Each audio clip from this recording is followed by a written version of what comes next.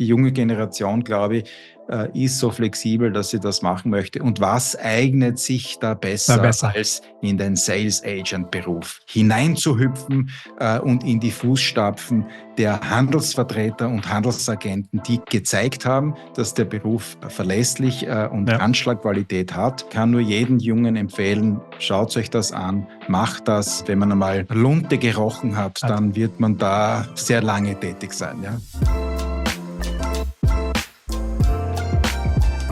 Ja, hallo und herzlich willkommen zu einer neuen Ausgabe von Handelsvertreter Heroes, dem Videopodcast für erfolgreiche Handelsvertreter, Handelsagenten und Sales Agents im B2B-Bereich. Mein Name ist wie immer André Kewe und ich freue mich, dass du auch heute wieder mit dabei bist. Wie immer auf dem Ohr per Podcast oder am Screen via YouTube. Und natürlich, du weißt schon, keine Folge mehr verpassen, einfach abonnieren, dann kommt das nicht mehr vor. Worum geht's heute? Heute ein Gast mit einem ganz weiten Spektrum und ich mache das jetzt heute zum ersten Mal in knapp 50 Folgen, dass ich kurz vorlese, was es ist, damit ich da nicht durcheinander komme. Denn heute bei mir zu Gast ist der Christian Rebernick und Christian kümmert sich bereits seit 2008 um die Branchenanliegen der Sales Agents in Österreich im Rahmen der Wirtschaftskammer.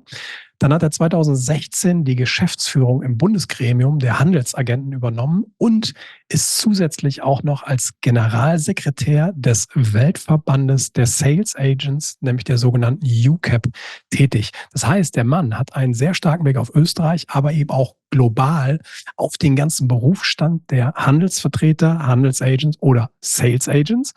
Und genau darüber spreche ich mit ihm. Und ich habe bislang in meiner Karriere noch niemanden jetzt kennengelernt, der so einen globalen Blick auch auf diesen Berufszweig hat. Und das fand ich total spannend, denn der Christian weiß natürlich wirklich, wovon er spricht. Und da gibt es halt ganz viele da draußen. Ganz viele Sales Agents, Handelsvertreter. Die Zahl werfe ich jetzt noch gar nicht in den Raum, denn dazu kommen wir später. Aber eins habe ich gesagt, keiner von euch ist hier alleine. Und wir springen jetzt gleich rein mit dem Christian zusammen in dieses Gespräch. Los geht's. Hallo, lieber Christian. Grüße gehen nach Wien, hier aus Hamburg. Schön, dass du heute mit dabei bist. Freut mich ganz besonders. Danke für die herzliche Einladung. Hallo, André, zurück nach Hamburg. Alles gut bei mir. Und ich freue mich schon auf auf die nächsten Minuten, auf das tolle Gespräch und auf Botschaften, die ich möglicherweise auch an dieser Stelle an die ganze Sales Agent, Commercial Agent Community rüberbringen darf. Sehr schön.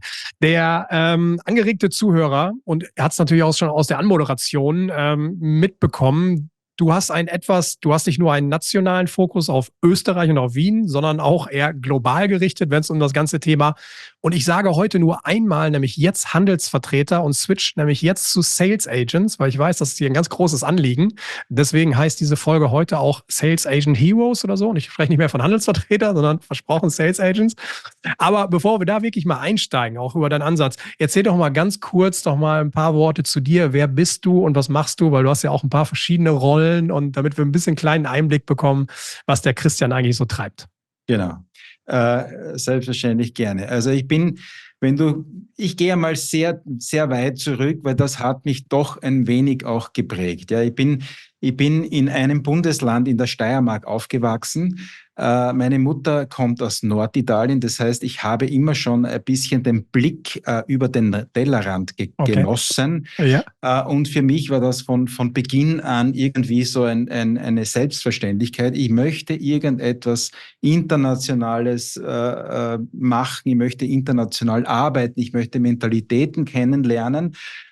Und habe das eigentlich von Beginn an in mein Leben damit eingeschlossen. Ich habe auch sehr viel Zeit in meiner Jugend in Italien verbracht und das hat mich auch letztlich in meiner Ausbildung zum Studium der Wirtschaftswissenschaften geführt, wo ich auch einen Teil meiner Ausbildung in Italien genießen konnte. Sehr schön. War dort 1,5 Jahre, habe dort auch meine Diplomarbeit geschrieben.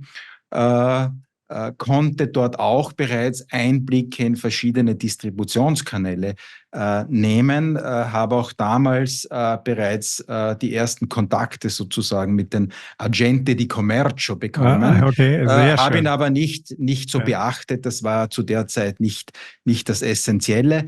Und dann nach Beendigung des Studiums hat es mich nach Wien gezogen, in die Wirtschaftskammer Österreich.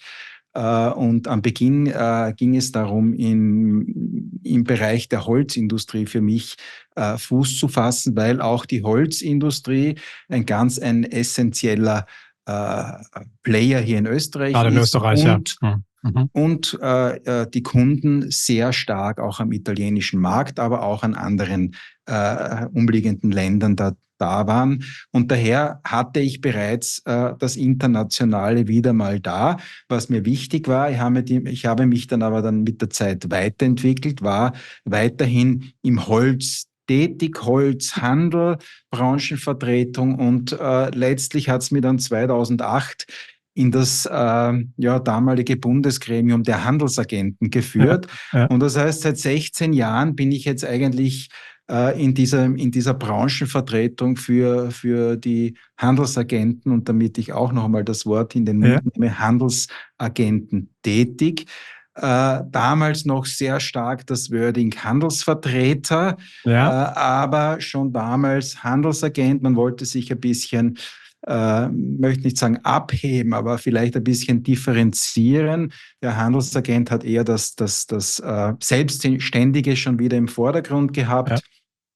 Und ja, seit 16 Jahren bin ich da drinnen und habe dann im Laufe der Jahre auch mich immer wieder international beschäftigt und stark gemacht. Und das hat dann letztlich auch dazu geführt, dass seit 2016 in meinem Büro auch der internationale okay. Verband zum Berufsstand mitbetreut wird, die UCAP, Internationally United Commercial Agent and Brokers.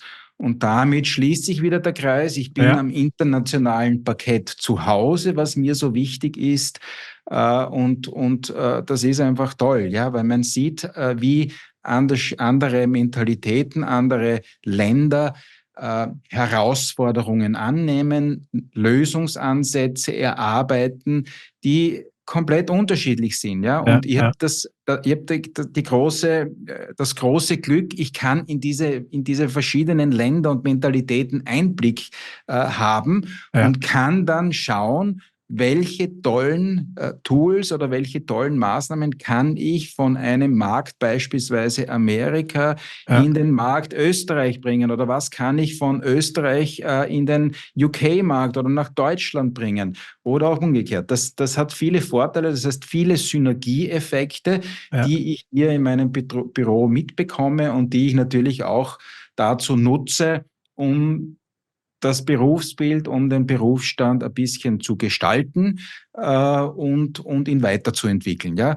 Ich wurde vor ein paar Jahren gefragt, bereits schon vor der Pandemie, wird es diesen Handelsagenten ja.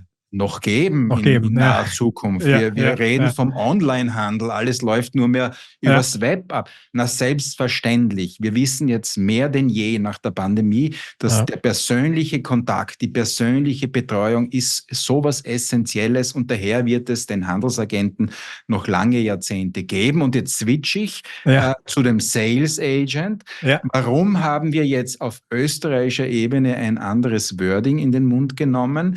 Wir haben lange Zeit überlegt. Wir wollen natürlich auch sehr viele junge Leute mhm. ansprechen, den Nachwuchs ansprechen, Leute ansprechen, die möglicherweise bereits in diesem Berufsbild tätig sind, es aber gar nicht wissen. Gar nicht wissen. Ja, Mit dem Sales Agent, ja, so, ja, die Jugend von heute spricht nicht nur Deutsch am österreichischen Markt in Deutschland, sie vermischt es, sie redet sehr stark Englisch auch in ihren Sätzen. mhm. Daher war es naheliegend, das Wort Sales mit reinzunehmen. Ja, Sales versteht jeder. Und auf der anderen Seite Agent. Der Agent hat noch immer so ein bisschen das Gefühl, da geht es um einen selbstständigen Beruf und nicht um einen Angestellten. Daher verwenden wir jetzt seit über einem Jahr dieses Wording Sales Agent. mhm. Und das kommt recht gut an. Und wir sehen das auch in anderen Märkten. Ich war jetzt kürzlich in London, auch dort die Kollegen verwenden hier den Begriff Sales Agent in ihrer Kommunikation. Ja, wenn man jetzt tatsächlich davon ausgeht, Handelsagent, Handelsvertreter, wenn man das übersetzt, dann kommt man zum Wording Commercial Agent. Aber auch hier tut man sich schwer bei den jungen Personen oder auch bei anderen Gesprächen. Was ist das Commercial Agent? Ja, verstehe. Sales Agent, sonnenklar. Da geht es um Vertrieb, da geht es um Verkauf, da geht es darum, das Produkt am Markt zu platzieren. Und daher sind wir sehr glücklich, dass wir in Österreich diesen Weg, das sehr, sehr, sehr frühzeitig eingeschlagen haben und wir jetzt unsere Kommunikationsmaßnahmen wirklich dahin ausgehen. Wir reden von Sales Agent und auf der anderen Seite, wir wissen, Sales Agent werden beauftragt, Produkte für ein Unternehmen am Markt zu platzieren. Da gibt es auch ganz unterschiedliche Wordings von Geschäftsherr über Prinzipal, über Auftraggeber. Auch hier haben wir das Wording jetzt dahingehend geändert. Es ist der Businesspartner. Ja. So, es ist zwar ein großer Betrieb da möglicherweise, aber es ist ein Businesspartner und damit setze ich auch ein bisschen die Wertigkeit des Sales Agents nach oben. Es sind gleichwertige Partner. Der eine konzentriert sich in erster Linie um möglicherweise die Produktion bestimmter Produkte und der andere ist spezialisiert auf den Sales und macht das für diesen Produktionsbetrieb. Daher treten wir seit kurzem oder seit einem Jahr mit diesem Wording auf, Sales Agent, die Erfolgsbringer für Businesspartner. So ziehen wir das durch und ich glaube, wir sind damit auch auf dem richtigen Weg. Sehr schön. Ich finde es total, total spannend. Ich hatte ja auch das Vergnügen, gerade auch im letzten Jahr, Ende 2023, diverse Mal in Österreich eben auch zu sein, weil sich da für uns auch eben sehr viel entwickelt und bin ich immer gerne da. Und man merkt, so wenn man mit einigen Protagonisten auch über diese Kampagne oder über diesen Ansatz spricht, auch einen gewissen Stolz, weil ihr macht das ja nicht mehr nur in einem Bundesland, sondern es kamen ja alle Bundesländer irgendwie zusammen, die sich darauf geeinigt haben, wir müssen gemeinsam in so eine Richtung gehen und das war schon ein bisschen unique, ne? Wenn ich das so sagen darf oder fragen darf. Ja. Österreich ist ein kleines Land, auch im Gegensatz zu Deutschland und anderen Ländern. Aber Österreich ist geprägt von einem Föderalismus, wo natürlich die Mitsprache der Bundesländer sehr stark ausgeprägt ist.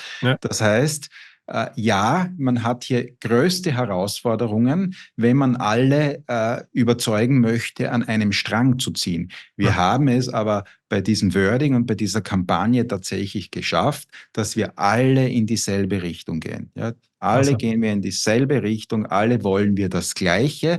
Wir wollen auf der einen Seite den Nachwuchs entsprechend akquirieren. Wir wollen informieren, dass der Sales Agent ein ganz, ganz verlässlicher Partner am Markt ist, wenn es darum geht, Produkte zu platzieren. Und auf der anderen Seite, wir wollen natürlich auch das Image heben. Image gegenüber Regierungen, gegenüber wesentlichen Ministerien. Die Erfahrung der letzten Jahre hat immer wieder gezeigt, was ist das, Handelsagent? Wer kommt da jetzt zu mir zu einem Gespräch? Wir mussten uns immer wieder vorstellen, indem wir den gesamten Beruf vorgestellt haben. Das wollen wir in Zukunft eigentlich vermeiden. Wir wollen sagen, hallo, wir sind die Branchenvertretung der Sales Agent und wir wollen entsprechende Erleichterungen, zum Beispiel in puncto Kraftfahrzeuge haben. Und nicht im Vorfeld 10 Minuten hier erstmal erklären, was wir de facto machen. Und wir müssen auch wegkommen, weil hin und wieder gab es da Gespräche, wo es darum gegangen ist, ihr seid die Staubsaugervertreter, ihr seid die Türklinken hier putzen. Nein. Bei uns ist ganz klar, es geht um B2B, Business to Business. Der Sales Agent vermittelt Produkte vom Businesspartner zu einem gewerblichen Abnehmer, Fachhändler in der Regel. Und um das geht es letztlich. Und wir haben natürlich viele, viele Herausforderungen, die wir jetzt sukzessive auch entsprechend angehen. Ein wesentlicher Teil jetzt, wenn ich den österreichischen Markt wieder beleuchte, ist, Österreich nochmals ist sehr klein von seiner Fläche her. Und daher sind rund 2 Drittel dieser Businesspartner im Ausland ansässig. Ja. Das heißt, 2/3 wollen hier mit Sales Agent kooperieren und ihre Produkte auch am österreichischen Markt oder an den umliegenden Märkten entsprechend vertreiben. Der Sales Agent in Österreich kennt sich ja nicht nur am österreichischen Markt aus. Ja. Der hat einen Radius, der hat gute Kontakte Richtung osteuropäische Länder, hat natürlich auch gute Kontakte im norditalienischen Bereich. Das heißt, man deckt hier wirklich mit einem Sales Agent ein gutes Einzugsgebiet ab und kann damit Businesspartner beispielsweise aus Spanien sehr leicht, sehr kostengünstig und sehr risikolos einen tollen Zugang anbieten. Ja, ja. Ja, also ich finde das immer faszinierend, auch wenn ich da bei euch bin, und ich mag auch sehr die Mentalität. Das ist aus meiner Sicht, ich sage das immer wieder, wenn ich zurück in Hamburg bin, das ist nochmal mehr ein bisschen hands-on und so. Irgendwo, das ist, finde ich, schon sehr progressiv, auch immer nach vorne. Spannender Ansatz. Und du sagst, es ist ein kleiner Markt, aber klar, verglichen zu Deutschland natürlich ein kleiner Markt, aber Anzahl rein quantitativ an Sales Agents in Österreich, auch die über die Wirtschaftskammer, roundabout so 8.000, 9.000, die bei euch gelistet sind. Wir haben rund 8.400 aktive Mitgliedsunternehmen, aktive Sales Agent. Die sind zu knapp 65% EPUs, das heißt Ein-Personen-Unternehmen. 35% kann man als klein- und mittelbetriebliche Strukturen hier bezeichnen. Das heißt, die haben auch interne Vertriebsmitarbeiter. So in etwa sieht das Ganze aus. Und das Volumen, was letztlich pro Jahr hier am Markt platziert wird oder vermittelt wird, da reden wir schon von über 24 Milliarden Euro. Also da geht schon um gewaltige Summen, die hier letztlich über diesen Vertriebskanal der Sales Agent auf den Markt kommen. Auch generiert wird, ja. Ja, super spannend. Also deswegen finde ich, dass so diese Vergleiche mit Deutschland, klar, natürlich ist Deutschland der größere Markt, da reden wir über 35.000 oder sowas, aber das ist schon eine Hausnummer, finde ich klasse. Und wenn du jetzt sagst, so nach einem Jahr Sales Agent, Kampagne, neues Wording, was sind so die ersten Rückmeldungen? Also wie merkt ihr, dass das Ganze ankommt? Was bekommt ihr so für ein Feedback da drauf? Na, es war ja natürlich auch riskant einmal zu beginnen, weil wir wussten nicht, wie kommt das tatsächlich an. Und wir haben uns einmal jetzt in der ersten Phase darauf fokussiert, dass wir sehr stark in den sozialen Medien unterwegs sind. Das heißt, wir fokussieren uns auf LinkedIn. Wir nehmen jetzt Meta auch dazu, und es wird jetzt auch in Google Ads etwas geschalten. Wir wussten nicht, wie kommt das an. Das Feedback war eigentlich überwältigend. Ja? Überwältigend, dass jeder gemeint hat, toll, was hier in Österreich passiert, mutig, dass ihr hier eine Begriffsänderung an den Tag legt, und schön, dass ihr versucht, hier vorwiegend junge Leute anzusprechen, junge Leute zu begeistern für den Beruf des Sales Agent, weil wir können es drehen und wenden, wie wir wollen. Es gibt eine Auswahl an Berufen, die man halt dann angeht, ja, von weiß ich nicht, Banker über Angestellte in einem tollen Unternehmen, oder ich werde Vertriebsmanager von einem tollen Department. So, ich möchte aber genau jenen Leuten, die hier im Vertrieb vielleicht angestellt bereits erfolgreich sind, die Möglichkeit geben, zu überlegen, toll, wäre es nicht eine Variante, mich da selbstständig zu machen und mein Know-how so weit einzubringen, dass ich das alleine mache. Ich bin flexibler, ich bin als Kleinunternehmen deutlich flexibler, ich bin aktiver. Ich muss mir natürlich mein entsprechendes Netzwerk, meine ganze Kundengruppe aufbauen. Aber wenn ich es geschafft habe, dann glaube ich, kann man sehr, sehr erfolgreich und sehr, sehr zufrieden in diesem Beruf sich wiederfinden. Sehr schön. Naja, finde ich tolle Botschaften, die ihr damit auch sendet. Ich bin ein sehr großer Fan natürlich der ganzen Initiative. Zumal wir ja ganz viele Gemeinsamkeiten auch haben, in dem intrinsisch, warum wir das Ganze hier eigentlich machen, warum wir gemeinsam miteinander reden, warum wir die Heroes haben, bei euch die Sales Agents. Also ich glaube, da gehen wir beide in die richtige Richtung und hoffentlich motiviert das nochmal den einen oder anderen auch stärker, sich diesem Berufszweig einfach zu widmen, weil ich bin da total bei dir. Es ist halt so immens spannend, aber das wissen halt ganz viele Leute da draußen eben einfach noch nicht oder haben eben auch eine andere Wahrnehmung, wie du es eben auch so schön mal sagtest, diese Klinkenputzen, Staubsauger kennt jeder, aber wir sprechen halt über was ganz anderes. Aber ich glaube, wir müssen halt noch viel, viel mehr darüber reden, damit es noch mehr Leute eben verstehen. Aber klasse, was da auch in Österreich passiert und werden wir gespannt weiterverfolgen. Aber vielleicht blicken wir mal von Österreich jetzt ein bisschen globaler auch nochmal und kommen wir mal auf das zweite Standbein, nämlich zu UCAP. Und hinter dir steht es ja schon, Worldwide Alliance Independent Sales Organizations. Erzähl doch mal ein bisschen UCAP, worum geht es da eigentlich? Was ist das für ein Gebilde, für ein Konstrukt? Wie funktioniert denn das Ganze überhaupt? Ja, das ist ein Konstrukt, das mittlerweile über 70 Jahre besteht. Wir konnten letztes Jahr den 70. Geburtstag feiern. Dankenswerterweise hat uns der deutsche Verband, der deutsche Mitgliedsverband CDH, hier das Ganze ausgerichtet, diesen Kongress und diese Feier. Es war ganz toll, ganz gut und wurde auch toll besucht. Ja. Die UCAP, muss man sich vorstellen, ist eine Umbrella-Organisation. Wir haben hier nationale Mitgliedsverbände. Das heißt, wie ich vorher schon erwähnt, die deutsche CDH ist hier ein Mitgliedsverband, natürlich das österreichische Bundesgremium. Wir haben Frankreich dabei, Spanien, die skandinavischen Länder, Italien. Der Schwerpunkt liegt auf Westeuropa, wo der Berufsstand schon seit Jahrzehnten, wenn nicht schon seit Jahrhunderten bekannt ist und als Vehikel im Vertriebskanal benutzt wird. Wir haben auch einen Mitgliedsverband von Amerika und einen in Südamerika. Auch in diesen Ländern ist das Ganze bekannt. In Nordamerika zum Beispiel heißen sie Manufacturer Representatives, Manu-Reps. Manu-Reps, okay, auch dort ist dieser Beruf ein ganz verlässlicher und wichtiger Partner.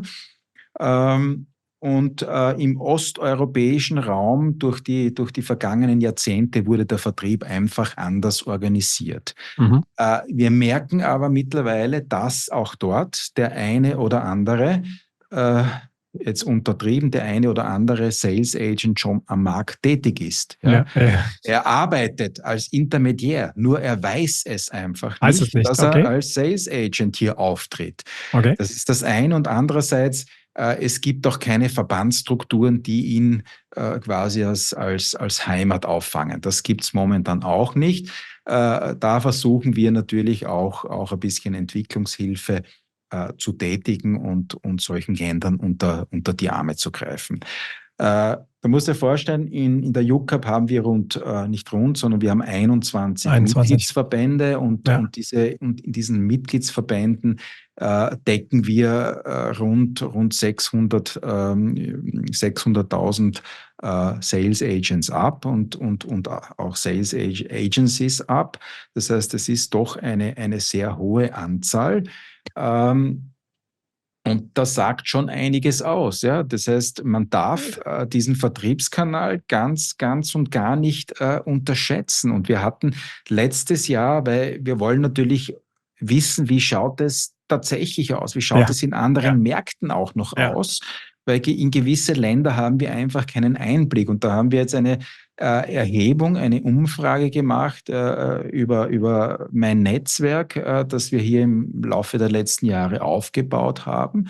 Und wir haben gesehen, dass eigentlich am ganzen südamerikanischen Kontinent Sales Agent tätig sind. Brasilien, Argentinien, Chile.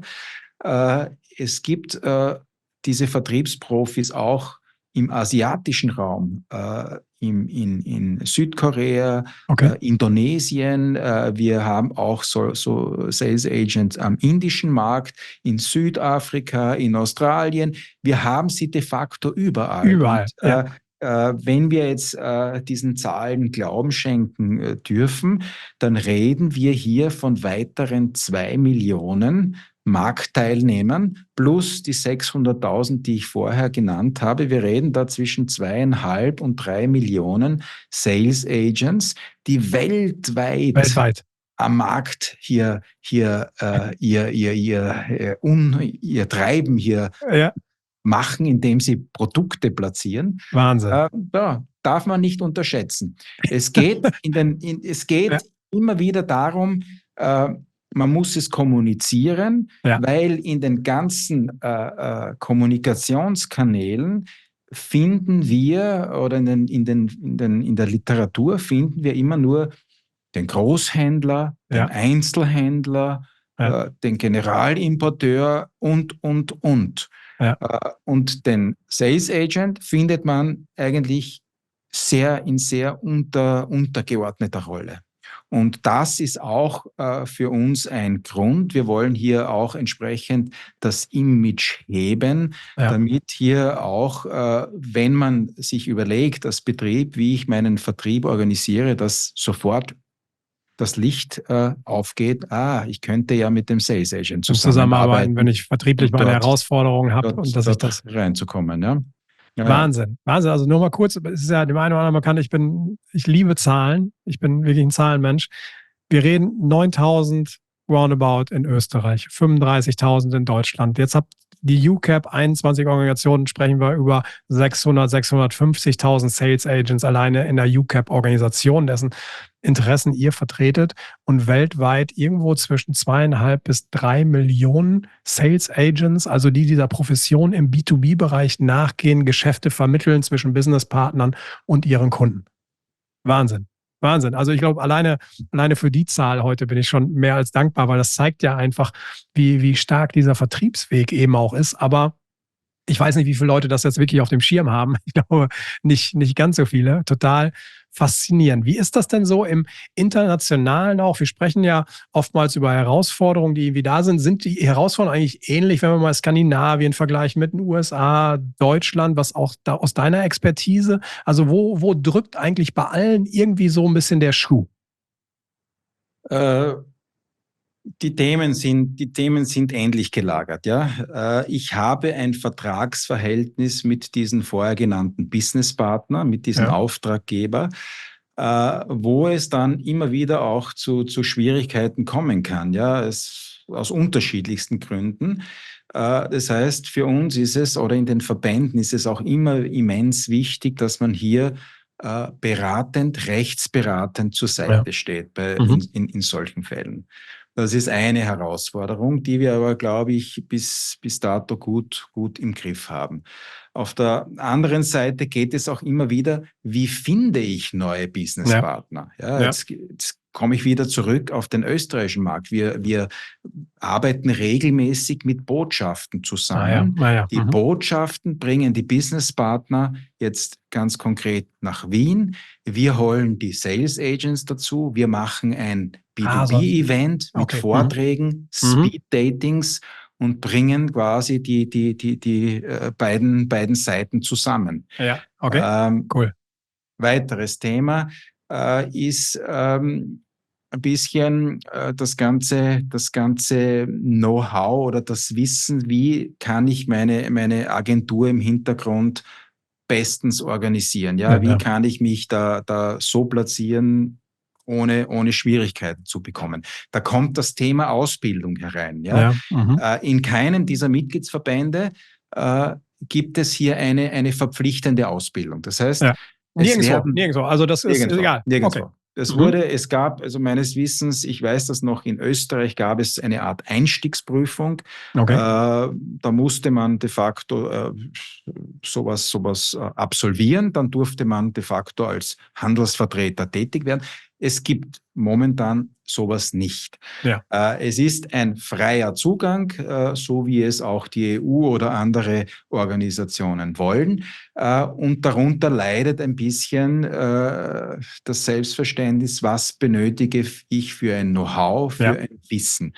Und da versuchen wir aus unterschiedlichsten Ansätzen Ausbildungsprogramme, Trainingsprogramme anzubieten. Und momentan haben wir wirklich eine einmalige Möglichkeit erhalten, hier ein Ausbildungsprogramm zu erarbeiten, wo wirklich aus meiner Sicht die Zukunft für den Berufsstand auch abgesichert werden kann. Wir haben ein Projekt jetzt an Land gezogen, das von der EU entsprechend finanziert wird, wo wir den Sales Agent entsprechend vom Ausbildungsniveau nach oben bringen wollen.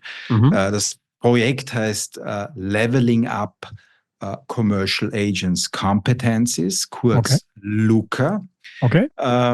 Und das Projekt hat nun Ende letzten Jahres begonnen, EU-finanziert, und wir sitzen hier als UCAP mit 4 anderen Partnern in einem Boot und versuchen innerhalb der nächsten beiden Jahre uns anzuschauen, was wird momentan in den unterschiedlichen Ländern angeboten aus Ausbildungen, was für einen Bedarf hat der einzelne Sales Agent, und versuchen daraus ein Ausbildungsprogramm zu gestalten, welches wir dann online anbieten wollen, mit einer anschließenden Certification, mit einer anschließenden Zertifizierung.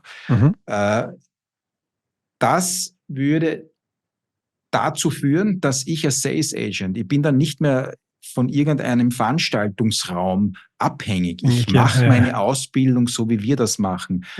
Online am Bildschirm. Ich gehe meine Module durch, habe am Ende des Moduls 1 eine kleine Prüfung, habe am Ende des Moduls 3 dann noch einmal eine Abschlussprüfung, beispielsweise habe ein Online-Hearing und habe dann eine Certification, eine internationale, und kann mit dieser zertifizierten Ausbildung einerseits auf die Businesspartner zugehen und denen auch zeigen, du kannst auf mich zählen. Ich habe hier eine solide, fundierte Ausbildung, und auf der anderen Seite bei den Kunden genauso. Und das ist aus meiner Sicht sehr wichtig, und wir können mit diesem Tool möglicherweise nicht nur die UCAP-Mitgliedsländer hier bestehende Mitgliedsländer, sondern wahrscheinlich auch. Wir gehen darüber hinaus. Und das könnte wirklich dazu führen, dass wir das ganze Image dadurch und das Know-how einigermaßen nach oben nivellieren. Und das würde möglicherweise wirklich dem ganzen Berufsstand deutlich helfen, ihm das deutlich unterstützen und letztlich den Vertriebskanal über Sales Agents auch deutlich festigen. Du sagtest gerade EU finanziert, und du sagst, ihr habt da ein paar Partner dabei. Sag doch mal konkret, weil das sind ja durchaus namhafte Player da mit drin, wenn man sich ein bisschen um Weiterbildung und so sind namhafte Player, und damit sind wir nämlich schon beim zweiten Punkt, bei meiner zweiten Botschaft, die ich dir bei diesem Projekt mitgeben möchte. Wir arbeiten hier mit Universitäten zusammen. Auf der einen Seite ist es die Business School in Lille, in Frankreich. Wir haben die Fachhochschule hier in Oberösterreich mit an Bord. Wir haben ein Ausbildungsinstitut von Griechenland dabei, die heißen ACMI, und ein italienisches Unternehmen, The Way, wo im Hintergrund aber die Università delle Marche dabei ist. Das heißt, wir haben in diesem Projekt 3, aus meiner Sicht, so habe ich die Professoren auch kennengelernt, 3 Koryphäen, die sich im Sales sehr, sehr gut auskennen. Mit denen versuchen wir das jetzt zu erarbeiten, und ich bin überzeugt, wir werden da ein tolles Ergebnis haben, aber das hat noch einen Multiplikatoreffekt. Diese Professoren sind untereinander vernetzt. Und wir versuchen jetzt von UCAP-Ebene denen den Distributionskanal Sales Agents so schmackhaft zu machen, dass die das ihren Kollegen weltweit auch mitgeben werden. Und ich glaube, auch dieser Prozess wird noch einigermaßen sehr viel Positives bringen, wenn dann Professoren weltweit hier auf einmal bei ihren Vorlesungen oder bei der Erstellung ihrer Unterlagen den Distributionskanal Sales Agent mitnehmen. Nicht Mitnehmen nur können. Ja. Wholesalers and Retailers oder Grossisti und so weiter, sondern da gibt es den Agente di Commercio, den Sales Agent, den Agent de Commerce und. Das ist, glaube ich, noch ein weiterer Multiplikator, den wir mit diesem Projekt gewinnen können. Aber wie gesagt, wir sind froh, dass wir hier ein tolles Projektteam haben. Wir haben bereits ein erstes Meeting gehabt und ich war von diesem Meeting sehr beeindruckt.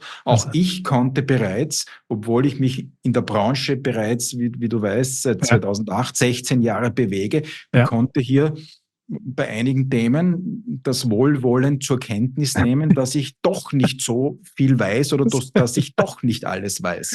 Ehrlich, okay. Ja. Sehr schön. Das heißt, das Ganze ist jetzt im Aufbau, weil der ein oder andere Hörer, ich kann ich mir durchaus vorstellen, googelt gerade parallel schon und möchte sich wahrscheinlich anmelden. Ja. Also es ist noch im Aufbau oder gibt es schon eine Warteliste oder wie sammelt ihr schon Leads ein? Wir werden das ganz, ganz leise jetzt einmal fortsetzen. Wir werden das erarbeiten. Das Projekt endet Ende Oktober 2025. Okay. Ja. Und ich glaube, dass wir dann im Jahr 26, spätestens 27, das wäre mein Wunschziel, dieses Ausbildungsprogramm mit Zertifizierung anbieten können. Und das wird über die UCAP-Webseite möglicherweise promoted und dort wird es wahrscheinlich den entsprechenden Login auch für das Ausbildungsprogramm geben. Das heißt, UCAP wird dann, so ist meine Vision, nicht nur eine Lobbying-Organisation oder eine Interessenvertretungsorganisation, Anbieter dafür, sondern auch eine Art Ausbildungspartner sein. Partnerplattform, dafür. Super. Ja. Super spannend, was da sonst, was passiert sonst noch global? Gibt es neben dieser Geschichte, was passiert in der Welt von dem Christian sonst gerade noch? Du sagtest eben, du warst in London und wie stellen wir uns das vor? Genau. Bist du mit der Platin-Senator-Card nur im Flieger unterwegs oder wie funktioniert das, der Job?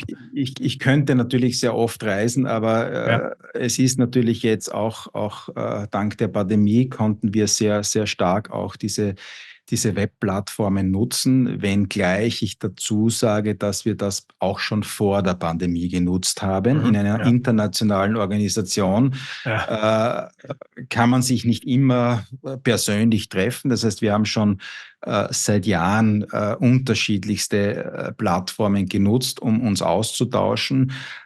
Nichtsdestotrotz, bei wesentlichen Meetings und bei wesentlichen Themenstellungen trifft man sich weiterhin persönlich. Wie wir wissen, gut, wir können das gerne auch so ins Mikro und vor der Kamera sagen, kein Geheimnis. Entscheidungen werden möglicherweise nicht während eines Meetings getroffen, sondern die Entscheidungen werden im Vorfeld getroffen, möglicherweise bei einem Glas Wein oder bei einem Glas Bier. Bis heute hat mir noch keine Online-Plattform hier eine Lösung präsentiert, wie man das hier so abwickeln könnte virtuell, dass man sich da im Vorfeld auf ein Glas Wein trifft oder auf eine halbe Bier, keine Ahnung, geht nicht oder geht schon. Wird aber nicht den gleichen Effekt haben. Ja, es gibt weiterhin viele persönliche Meetings, die ganz wichtig sind, um hier sich untereinander auszutauschen, untereinander zu vernetzen und immer wieder die wichtigen Branchenvertreter aneinander zu führen, zueinander zu führen.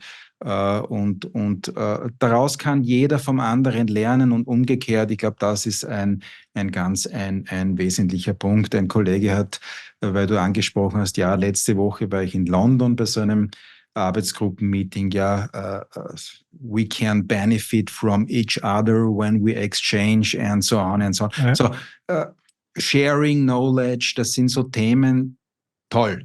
Man braucht das Rad nicht neunmal, nicht 20 Mal erfinden. Es gibt möglicherweise tolle Rezepte und wenn man den Bereich Marketing zum Beispiel hernimmt, da muss man einfach sagen, da ist Amerika und die USA natürlich ja, nicht meilenweit, aber sie sind Aber schon doch weit vor vorne. uns, Ja. doch vor uns und da kann man tolle Dinge erkennen, tolle Dinge sehen und nach Europa mitnehmen. Dafür haben wir wieder andere Themen, die amerikanische Kollegen entsprechend wieder mitnehmen können. Also man Ja. lernt voneinander und zum Wohle der Branche, zum Wohle der Branchenvertretung und es hat sich 70 Jahre bewährt und es wird sich auch weiter bewähren. Ja? Ja, ja, Bin ich definitiv. überzeugt. Definitiv. Nee, echt wirklich total spannend, was ihr da und was auch du für einen Einblick hast. Also vielen Dank schon mal dafür. An dieser Stelle im Podcast haben wir immer so ein neues Format. Wir machen immer so eine kleine Schnellfragerunde, wo ich dir einfach eine Frage stelle mit zwei Antwortmöglichkeiten und würde dich einfach bitten, dich für eine von den beiden zu entscheiden. Ein Mix gibt es eigentlich nicht daraus. Und reden wir jetzt nicht so viel über globale Sales Agents, sondern ein bisschen mehr auch um das Thema so B2B-Vertrieb. Vielleicht erstes Thema, was ich so dabei habe, so traditionelle Vertriebsmethoden oder digitale Innovationen. Welche Methode wird aus deiner Sicht die Sales Agents in der Zukunft maßgeblich positiv beeinflussen? Der ganz normale traditionelle Vertrieb oder ist es dann das komplett Digitale? Es wird, also Antwort C, es wird ein Mix sein. Okay, ja. Wir gehen einen Schritt weiter. Verhandlungsgeschick oder Produktkenntnisse. Ein Thema, was mir immer wieder über den Weg läuft. Umso technischer es wird, umso mehr Produktkenntnisse sind da irgendwie bei. Welche Fähigkeit ist aber gerade für den Sales Agent in seiner Rolle auch in der Vermittlung von verschiedenen Businesspartnern aus deiner Sicht entscheidend? Ist es eher das Verhandlungsgeschick oder ist es wirklich die Detailtiefe im Produkt? Gute Frage. Ich würde das Verhandlungsgeschick meinen. Ich setze voraus, dass die Produktkenntnis gegeben ist. Das Verhandlungsgeschick ist dann jener Punkt, der letztendlich überzeugt, auch sich mit diesem Produkt auseinanderzusetzen und dieses in das Portfolio aufzunehmen aus der Sicht des Kunden. Das heißt für mich Verhandlungsgeschick. Sehr schön. Letzter Aspekt. Wir sind gerade schon mal ein bisschen kurz drauf eingegangen. Persönliche Meetings oder doch virtuelle Verkaufsgespräche? Was ist auch eher deine Präferenz dabei, wenn du jetzt doch mal wirklich am Markt auch als Sales Agent unterwegs wärst? Wonach würdest du streben? Maximal. So, auch hier Antwort C. Es ist ein Mix für das Erstgespräch und für ein Jahresgespräch. Sind Ja. aus meiner Sicht persönliche Meetings ganz notwendig und ganz wichtig. Für Treffen, für Meeting zwischendurch, für schnelle Abfragen sind virtuelle Treffen ausreichend. Sehr schön, sehr schön. Letzter Punkt, den ich dabei habe, wenn ich schon mit jemandem rede, der so visionär und so strategisch auch an diesem ganzen Thema arbeitet, weil das ist ja jetzt keine Geschichte über all die Themen, die wir gerade gesprochen haben, die sofort das Tagesgeschäft irgendwie beeinflussen, sondern wo stehen wir denn in 10 Jahren? Was ist so die Zielsetzung, was ist so deine Vision, auch zu diesem ganzen Thema vielleicht für Österreich, aber auch global? Wo geht da die Reise hin?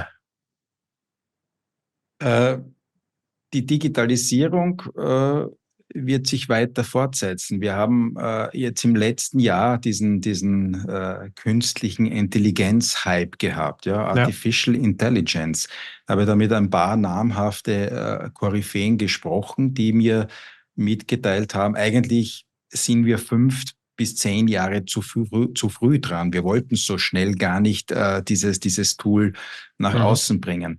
Das wird natürlich selbstverständlich viele Lebensbereiche beeinflussen, wird selbstverständlich auch die Arbeit des Sales Agents beeinflussen. Möglicherweise werden viele Arbeitsprozesse dadurch vereinfacht. Nichtsdestotrotz, das Persönliche, zu deiner Frage von vorhin zurückzukommen, das Persönliche wird weiterhin das Um und Auf bleiben. Ja. Das wird ganz essentiell sein. Der Verkauf wird weiter funktionieren und je flexibler ein Vertriebskanal sich positioniert und desto erfolgreicher wird er auch entsprechend angewendet. Und da bin ich davon überzeugt, dass in 10 Jahren der Sales Agent nicht nur am Markt präsent sein wird, sondern möglicherweise noch stärker nachgefragt wird als heute. Ja. schauen wir uns an, in der heutigen Kommunikation reden wir immer wieder von Start-ups. Ja. Auch hier gibt es sehr, sehr viele der jungen Generation, ich bin ein Start-up. Was machst du? Ja, ich vermittle. Das heißt, viele dieser Start-ups sind im Vermittlungsbereich auch entsprechend tätig. Und daher glaube ich, wir werden noch sehr, sehr viele tolle Dinge von unserem Berufsstand hören und sehen. Und es geht in diese Richtung, jeder möchte selbstständig arbeiten, jeder möchte seine Zeit sich frei einteilen. Keiner möchte mehr als Angestellter an Zeiten so gebunden sein, sondern es wird die freie Zeitanteilung im Vordergrund stehen. Und das ist ja der Vorteil auch des Sales Agent. Ja? Der macht seinen Abschluss unmittelbar vor dem Heiligen Abend oder am Ostersonntag oder wann auch immer. Es ist ja letztlich egal für die entsprechenden Partner. De facto wichtig ist, es wird das Produkt in Lauf gebracht, in Umlauf gebracht. Wann das passiert, das muss nicht Montagmorgen um 11.30 Uhr passieren, an einem Werktag. Das kann gerne auch am Sonntag passieren. Und die junge Generation, glaube ich, ist so flexibel, dass sie das machen möchte. Und was eignet sich da besser als in den Sales Agent Beruf? Entsprechend hineinzuhüpfen und in die Fußstapfen der Handelsvertreter und Handelsagenten, die gezeigt haben, dass der Beruf verlässlich und Anschlagqualität hat. Kann nur jeden Jungen empfehlen, schaut euch das an, macht das und wenn man einmal Lunte gerochen hat, dann wird man da sehr lange tätig sein, ja. Sehr schön. Lieber Christian, danach kann, glaube ich, nichts mehr kommen, wie ich an dieser Stelle immer zu sagen pflege. Vielen, vielen Dank für all diese spannenden Einblicke, sowohl Österreich, global, was ihr da vorhabt. Ich finde das klasse, wenn natürlich Leute auch Visionen haben. Aber ich merke ja auch daran, da ist auch sehr viel Umsetzungsstärke auch dahinter. Das sind nicht nur Gedankenspiele, wo man mal in die Zukunft hin möchte, sondern das ist eben untermauert mit ganz klaren Aktionen. Ich bin wirklich gespannt, gerade auf dieses Ausbildungsprogramm, was da in den nächsten Jahren noch passieren wird. Ich auch da ein Riesenfan davon. Ich glaube, das erhöht einfach die Wertigkeit. Das geht genau in die richtige Richtung und kann uns allen dann natürlich nur helfen. In diesem Sinne, vielen Dank. Hat mir viel Spaß gemacht. Ich freue mich auf meinen nächsten Besuch in Österreich, in Wien. Und an dieser Stelle danke, danke, danke. Und ich sage danke, dass ich die Möglichkeit hatte, bei Sales Agent Heroes ein paar Botschaften anzubringen. So, danke, André. Da haben wir neues Branding. Ich sage unserer Marketingabteilung Bescheid, dass wir das Ganze jetzt mal sehen, vielleicht mal ein bisschen umnennen. So lange heißt es weiter Handelsvertreter Heroes. Vielen Dank, dass ihr dabei wart. Lieber Christian, vielen Dank. Mach's gut. Bis dann. Ciao, ciao. Ciao. Vielen Dank, dass du diese Episode bis zum Ende gehört hast. Und weil du bis jetzt dran geblieben bist, habe ich etwas ganz Besonderes für dich. Du hast vielleicht schon gemerkt, dass dieser Podcast ganz ohne Werbung auskommt. Und das ist auch bewusst so gedacht, denn hier geht es um deinen Mehrwert. Und genauso ist es mit dem Sponsor dieses Podcasts, Rhapsody Software, der modernen CRM-Lösung für Handelsvertreter und Industrievertretungen in Deutschland, Österreich und den Niederlanden. Rhapsody ist die einzige CRM-Software in Deutschland und Österreich, die speziell auf Handelsvertretungen, Handelsagenturen und Industrievertretungen im B2B-Bereich ausgerichtet ist. Das heißt, du organisierst deine internen Abläufe sowie alle Aktivitäten mit deinen Kunden und vor allem deinen Herstellern in einer zentralen Lösung. Von CRM über das Belegwesen bis zum Eigengeschäft, alles ist möglich. Das verstehen wir unter 360 Grad. Damit schaffst du die Grundlage für noch effizientere Prozesse im Vertrieb und einfach nachhaltiges Unternehmenswachstum. Klingt das interessant für dich? Dann öffne jetzt deinen Internetbrowser und gehe auf die Seite www.rhapsody-software.de oder klicke einfach auf den Link in den Shownotes und nimm ganz unverbindlich Kontakt mit uns auf. Oder noch einfacher, schreibe mir einfach auf LinkedIn André Kiewe unter dem Stichwort Termin und ich melde mich bei dir. Ich freue mich schon sehr, von dir zu hören. Bis dahin, dein André.